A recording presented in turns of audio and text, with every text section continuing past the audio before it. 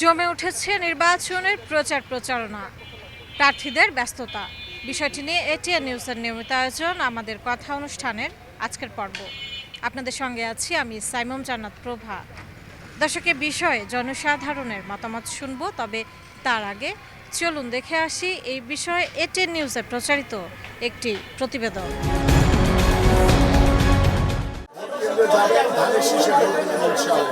আনুষ্ঠানিক নির্বাচনী প্রচারের দ্বিতীয় দিন, তার উপর ছুটির দিন শুক্রবার। ভোটারদের কাছে পৌঁছতে তাই সকাল থেকেই তাদের দুয়ারে বিভিন্ন দল জোটের প্রার্থীরা। এদিন সকালে ঢাকা ১৬ আসনের জনসংযোগ করেন বিএনপি প্রার্থী আমিনুল হক। কর্মী সমর্থক বেষ্টিত হয়ে পল্লবী, রূপনগর, মিরপুর ১২ এর বিভিন্ন এলাকার ভোটারদের কাছে গিয়ে পরিচিত হন, ভবিষ্যতের কর্মপরিকল্পনা জানান। আমরা প্রত্যেকটি ঘরে ঘরে বিনামূল্যে স্বাস্থ্যসেবা পৌঁছে দিতে চাই। ঠিক এইভাবে আমার এলাকার আরও বেশ কিছু সমস্যা রয়েছে, জলাবদ্ধতা রয়েছে, মাদক, সন্ত্রাস, চাঁদাবাজি থেকে আমরা জিরো টলারেন্স নীতি গ্রহণ করে আমরা আমার এই এলাকাকে চাঁদাবাজ মুক্ত এবং মাদক মুক্ত সমাজ গড়ে তুলব। ঢাকা ১১ আসনের রামপুরা এলাকায় প্রচার চালান জাতীয় নাগরিক পার্টি এনসিপির আহ্বায়ক নাহিদ ইসলাম। এ সময় তিনি ইনসাফ ভিত্তিক সমাজ প্রতিষ্ঠার লক্ষ্যের কথা জানান।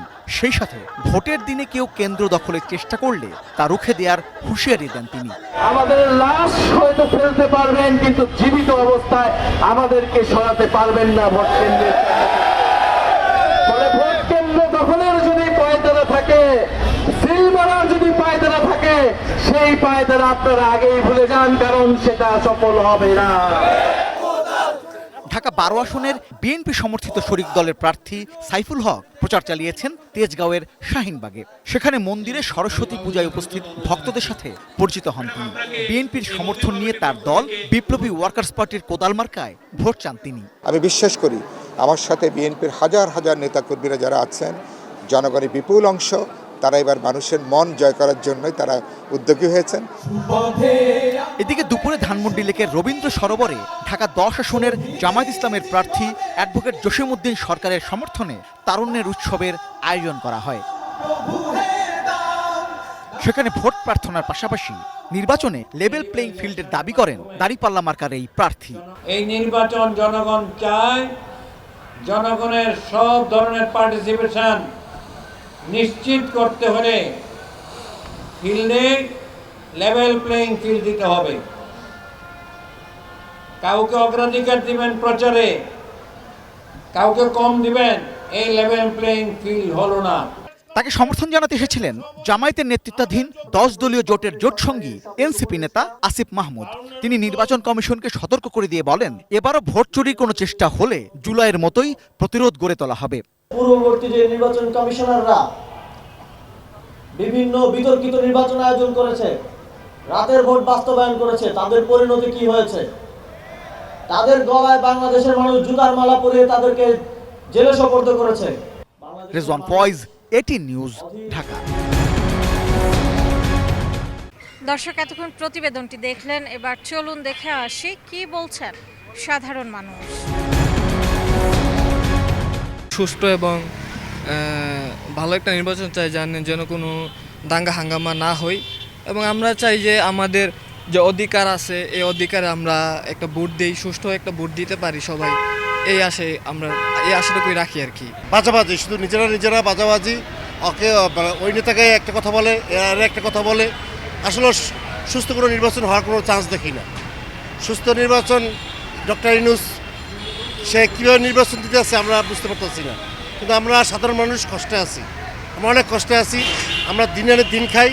আসলে অরিজিনালভাবে সেই ইউনূসে কী করতেছে আমরা নিজে বুঝতে পারতেছি না। আমাদের দেশকে প্রকৃত ভালোবাসে, এই দেশকে উন্নত একটা রাষ্ট্র হিসাবে গড়ে তুলতে পারবে, সেখানে থাকবে দুর্নীতি, থাকবে না জিরো টলারেন্স, বিশেষ করে দুর্নীতি এবং অন্যায়, স্বৈরশাসন এগুলো থাকবে না। ন্যায়পরায়ণতা থেকে এবং দেশকে প্রকৃত ভালোবেসে প্রকৃত ন্যায়ের শাসন করে যে আসবে তাকে আমরা বেসিক্যালি চাচ্ছি। সুন্দর নির্বাচন চাই, ব্যবস্থা সুন্দর চাই, এই আর কি।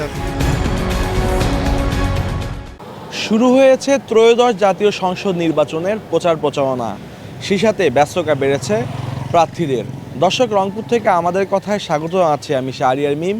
এ নিয়ে কি বলছে রংপুরের মানুষ, চলুন জেনে আসি। বিগত দিনে যারা মনে করেন যে প্রতিশ্রুতি দিছে তারা তো সেইভাবে কাজ করে নাই। এবার দেখা যাক উন্নয়ন হয় কি না হয় রংপুরের। আমরা আশাবাদী যে রংপুরের উন্নয়ন হবে। সব প্রার্থীরা বাসায় বাসায় যাচ্ছে, প্রতিশ্রুতি দিচ্ছে।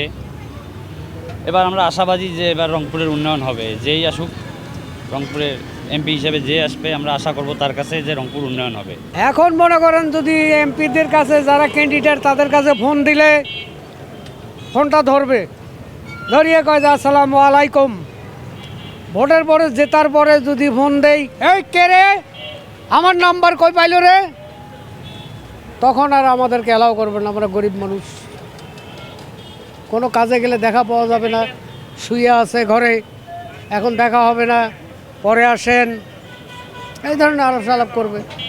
এটা সবাইকে দিয়ে দেখতেছি। সকলেই বিভিন্ন ধরনের ইশতেহার দিয়েছে যে তারা রাস্তাঘাট, নিয়মকানুন, সিটি কর্পোরেশন সুন্দর করে চালাবে।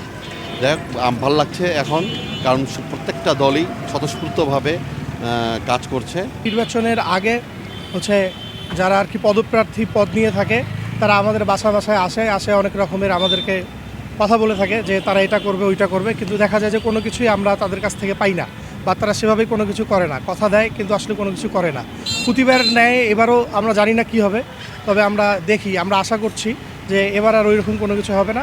অন্যবারের তুলনায় এবার আমরা তাদের কাছে অনেক বেশি আশাবাদী যে তারা তাদের কথা রাখবে এবং কথা অনুযায়ী কাজ করবে। জমে উঠেছে নির্বাচনের প্রচার প্রচারণা, ব্যস্ততা বেড়েছে প্রার্থী, সমর্থক ও নেতাকর্মীদের। আমাদের কথায় আমি এম এস সামাদ আজ শুনবো নির্বাচনের প্রচার প্রচারণা নিয়ে কি বলছেন ঠাকুরগাঁওয়ের মানুষ। এই নির্বাচনটা সুষ্ঠু করার জন্য প্রশাসনের যে দায়িত্বটা রয়েছে, যে আমরা ঠাকুরগাঁও 1 আসনে আমরা একটা সুষ্ঠু অবাধ নির্বাচন চাই, যে নির্বাচনে সাধারণ মানুষরা যাবে ভোট কেন্দ্রে, যায় তাদের নিজের একজন প্রার্থীকে তারা ভোট দিয়ে জয়যুক্ত করবে এবং তারা যেন হচ্ছে জনগণের কথা ভেবে তারা উন্নয়ন করে। আমরা সেরকম একটি নির্বাচিত প্রতিনিধি চাই ঠাকুরগাঁও 1 আসনে। আমরা যেন শান্তিতে নিরাপদে ভোট দিতে পারি এবং 24শে জুলাই যে গণভোট হার পক্ষে যেন সবাই আমরা ভোট দিতে পারি, এটা আমরা জোর তবদি চালাচ্ছি। যেই সরকার আসুক, জামাত, বিএনপি যেই আসুক, আমরা চাই আমাদের সামনে রাস্তাঘাটগুলো যেন ভালো হয়, সুষ্ঠুভাবে যেন ভোট দিতে পারি। আর